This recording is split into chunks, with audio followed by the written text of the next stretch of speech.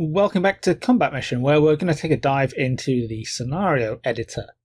This feature is one of Combat Mission's strong points. It gives players the ability to make their own missions, campaigns, and multiplayer maps.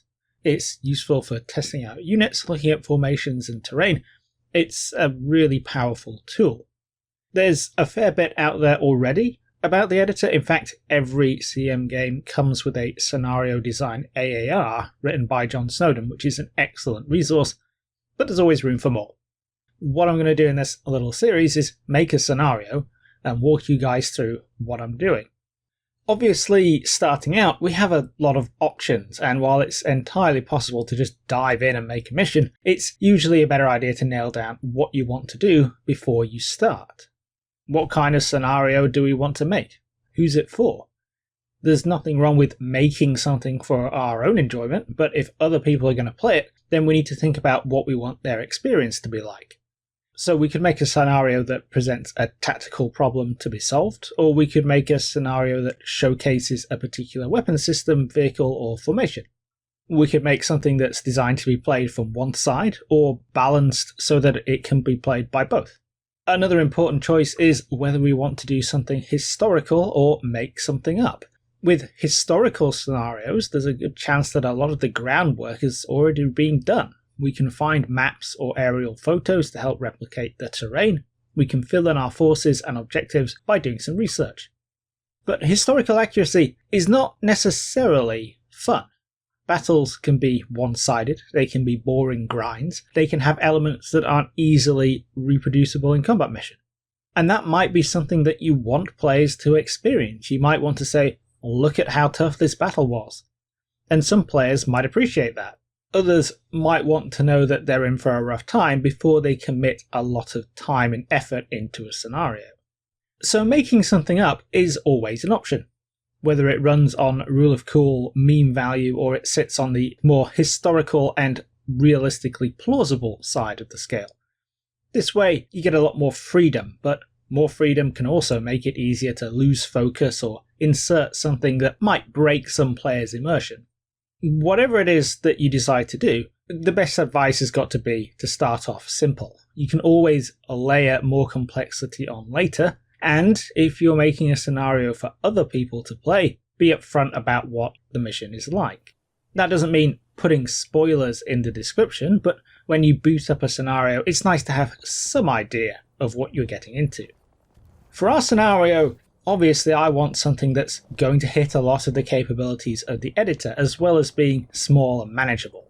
So let's do a showcase for the US Rifle Platoon in Shock Force 2. What's great about the US Rifle Platoon? It's got 3 rifle squads with a lot of small arms firepower. It's got attached weapon teams, 2 MMGs and an ATGM. It's got night vision equipment for everyone, and it's got really good C2 links. It doesn't take a lot to come up with a basic setting that would let us hit all those points. Let's set our scenario at night, provide some infantry targets for the rifle squads to tackle, some other enemy units at longer range for the M240s, and something heavier like a tank for the Javelin to tackle. Then let's attach some off-map support for the platoon leader to call in. That's nice and simple. Do we want to attack? Defend? Do we want to have a melee engagement? Well, I want to show how to do static and mobile AI, so let's start off defending and then we can counterattack.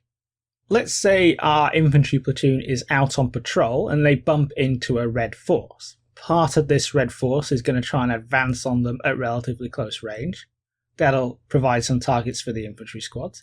And the other part of the red force is going to act as a more distant base of fire. That'll give the M240 something to shoot at, and something for us to assault later on when we counterattack. To get the Javelin into the mix, let's have a T-55 or something pop up in the distance after a few minutes.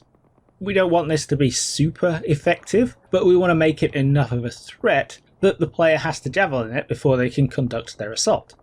Finally, let's give the player some close air support. Something pretty limited so that it's not overpowered. Maybe an aircraft returning from a mission with a reduced weapons load, or an Apache with just the cannon.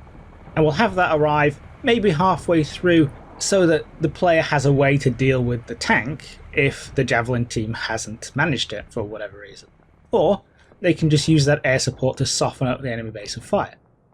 That's a really quick rundown, but hopefully it's already obvious how we've started with a really basic concept, and we're adding more and more bones to that until we're getting enough of a skeleton to get started. We have a good idea of what forces that we want. We know how we want different elements on both sides to interact with each other. That's going to help us work out our deployment zones, our reinforcement timings, our AI plan, and we can use all this stuff to extrapolate some objectives like keeping casualties down, blowing up the tank, occupying the red base of fire position. On from there, we have the terrain building blocks we can use to start thinking about putting our map together. Obviously, none of this is set in stone. We haven't even opened the editor yet. We're just doodling on a piece of paper. We're putting together the groundwork. If we were making a historical scenario, we could do a lot more preparatory work, drawing on lots of different sources. If we're just looking to mess around or test things out, we could probably have made the scenario by now. So, hope you found this introduction useful and interesting. We'll get into the meat of the scenario editor in the next video in this series, where we'll start making the map for our scenario. I'll see you there.